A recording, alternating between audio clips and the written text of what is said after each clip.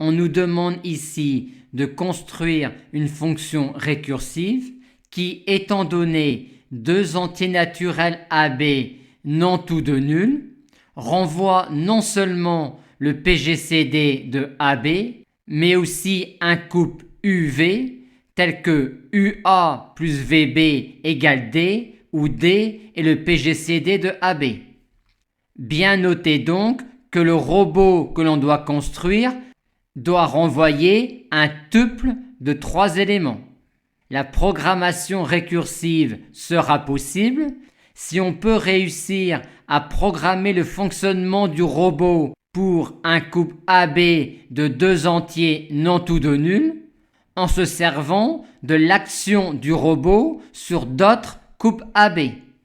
Or, vu que le PGCD de ces deux entiers naturels-là est aussi le PGCD de ces deux entiers naturels-là, on a envie de se servir de l'action de ce robot-là sur ce couple-là pour programmer l'action de mon robot sur ce couple-là. Grâce à l'action de mon robot sur ce couple-là, je vais récupérer 3 valeurs. Leur PGCD, et ça m'intéresse car ce sera aussi celui de ce couple-là, mais également un couple U1-V1 d'entiers relatifs, tel que 345U1 plus 35V1 soit égal à leur PGCD.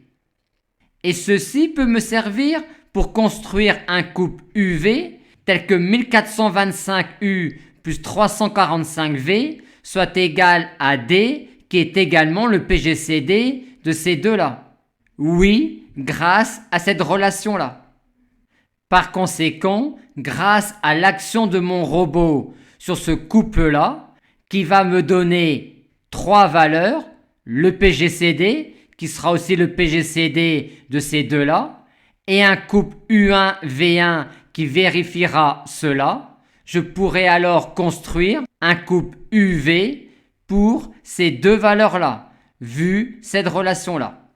On aura alors une architecture de notre fonction récursive qui comportera classiquement 2 parties, une partie entre guillemets initialisation et une partie entre guillemets hérédité, où on programmera l'action de mon robot sur un couple AB en se servant de l'action de mon robot sur un autre couple d'entiers naturels.